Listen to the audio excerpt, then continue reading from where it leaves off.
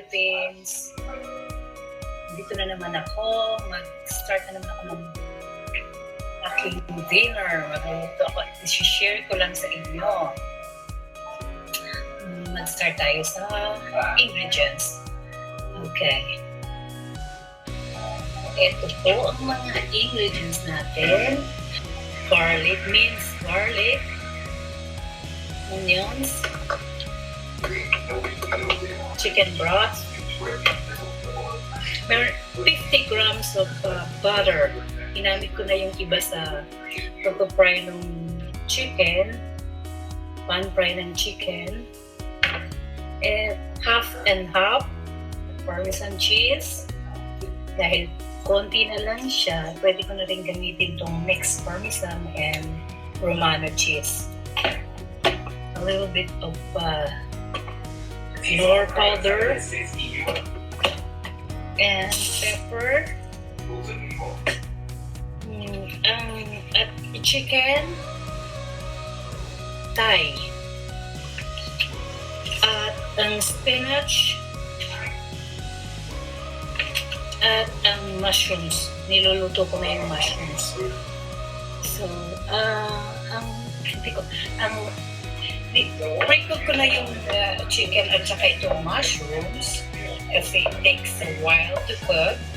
So, ginawa ko na ito para mas bilis na paluluto ko.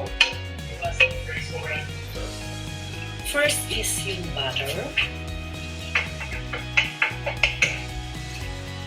Make it a little brown dun sa garlic para yung aroma ng garlic is mangibabaw.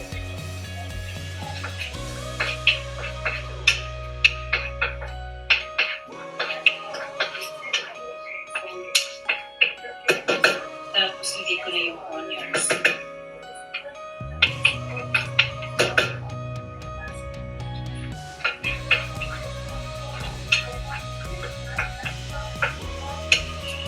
Stay lang. Tapos ilalagay ko na yung flour para ma-dissolve siya dun sa butter. Para pag nilagay na natin yung broth at yung cream, magiging thicken na siya.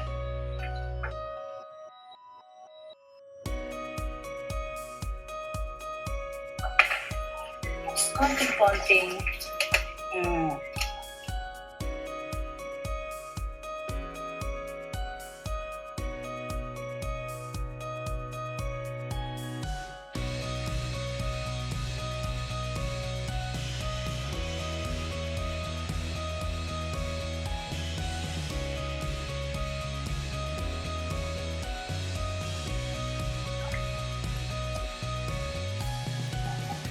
and then thick na siya masyado, so dagdagan ko lang ng ito, niluto ko na.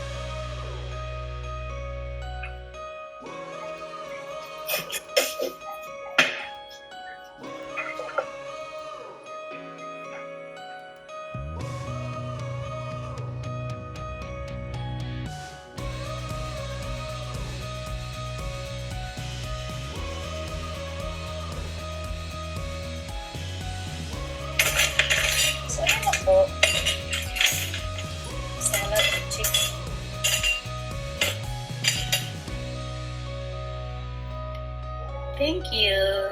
Bye.